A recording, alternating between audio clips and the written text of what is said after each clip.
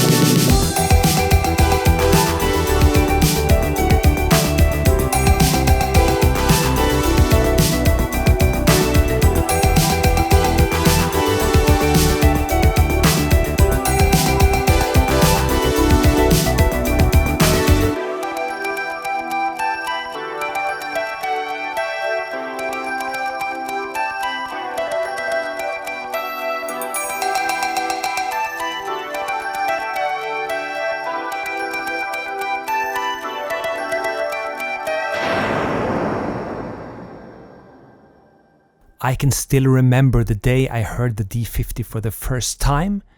We were a lot of guys in the music store. The demo man came, unwrapped the D-50, plugged it in, struck a chord. I can't remember the patch, but it was one of the most famous ones, the Fantasia or Heaven Staccato or things like that. And we were just blown away. Everybody was blown away when they heard the D-50 for the first time, if you heard it for the first time in the actual late 80s, because nothing before it came close to what you heard that day. Anyways, I didn't mean to offend any Nord, Virus or JP8000 guys, because those are great analog virtual emulations, VA synths, of course. And the term VA was not even invented back then, and the D-50 does not emulate analog circuitry like those VA synths do today or have done for a while. But the D-50 itself has some very intricate design elements. Its CPU are different from most other synths, and the way the so-called filter works is not really a filter at all, but the combined output of all these bizarro elements puts the D-50 in a corner where no one can really touch it in terms of that sound. And that was my point of the kind of provocative title and intro to this video. And as much as I love the PCM sampled attacks and the classic D-50 sounds, I really love the D-50 when I just go for its synthesizer engine and fake filter and just crank that up. And as I will show you, you can get all sorts of beautiful analog-like sounds from the D-50, like a Juno sound or a JX sound. And it's all laid out in front of you on the D-50 panel itself. You can see the 7 different structures you can use to combine PCM or the synthesizer engine. You can combine the output modes in different ways, upper and lower parts with the effects unit. And you can see the parameters for the envelope settings and the EQ settings, all on top of the D-50 itself. Each sound on the D-50 consists of a lower and upper part with 2 partial each, so up to 4 partial.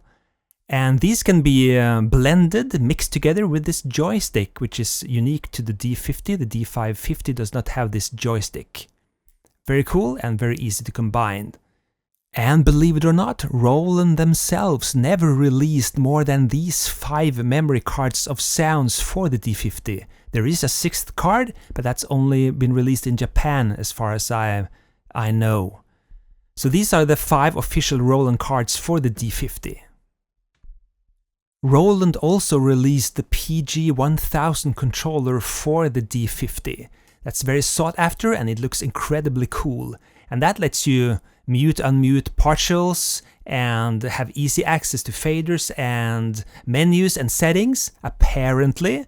It is a kind of a mess really, and even though it's fast to use if you just want to change the filter or envelopes, I often find it easier to edit sounds on the D-50 itself than using the PG-1000. Guess it boils down to if you were raised on membrane menu-driven synths or not. Pressing Patch Edit gives you easy access to the output module, and you can adjust the reverb setting. Remember, this was the first synth that had reverb cars and delays inbuilt, and that was a revolution in 1987. The D-50 sounded produced, done, finished right out of the box. It needed very little in terms of external processing, apparently. And so if I want to edit the lower tone, I press that button, and now I have access to the 2 partials, 1 and 2, and pressing Common gives me access to the structures, the envelopes, LFOs, EQ, and chorus for that lower tone part. So now I'm just using the joystick to edit the chorus setting, and I'll exit out. And pay attention to the lower and upper partial mute buttons, and with these you can really shape the sound of the different 4 partials very easy. And also you have a partial select row of buttons, 1, 2, 3 and 4, 1 and 2 for the lower and 1 and 2 for the upper tone. And that combined with the partial mute buttons makes editing on the D-50 itself quite easy actually, and very fast once you know how the menu system is built up.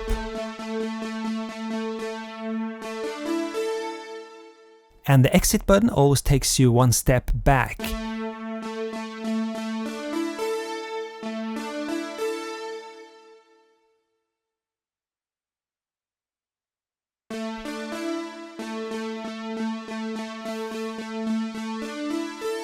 Since I'm doing this edit now with all partials selected, sounding, and the structure 1, pretty much editing this sound as I would on an analog sound by adjusting the filters, resonance, and the tuning between the different partials.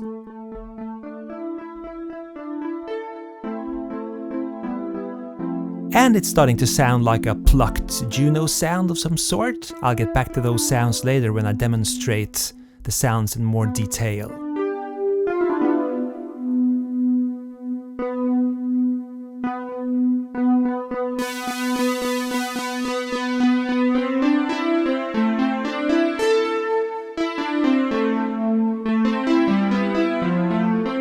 So let me play you some of my favorite sounds for my D-50, and these are both analog emulations and PCM attack sounds.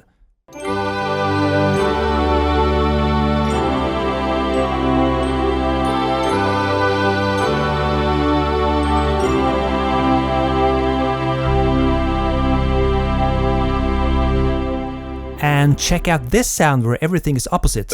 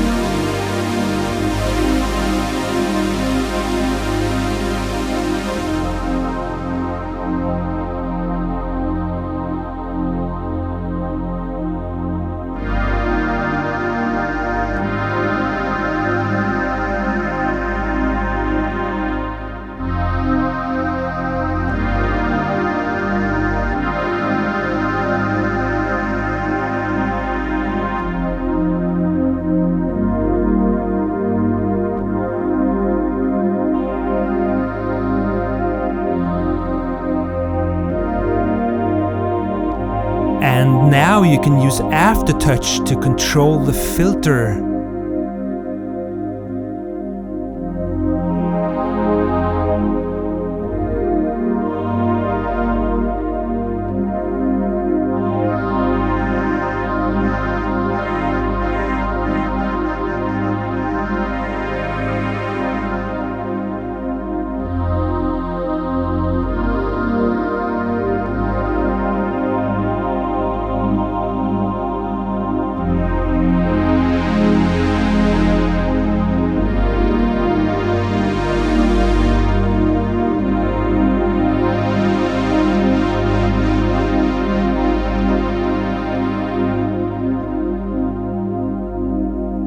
Some external arpeggiating can be used to great effect.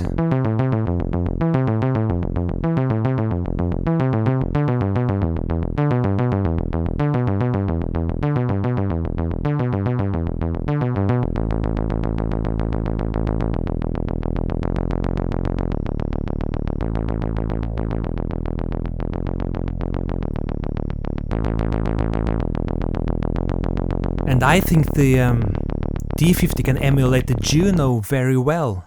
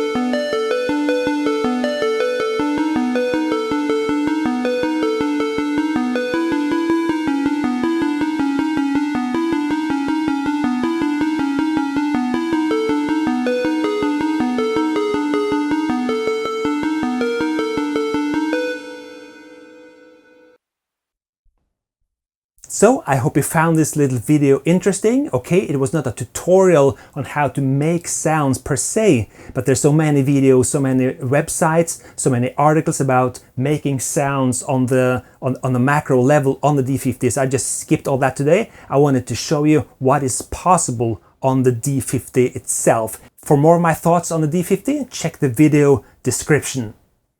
As always, I'm Espen Kraft, I am the 80s, and until next time, cheers.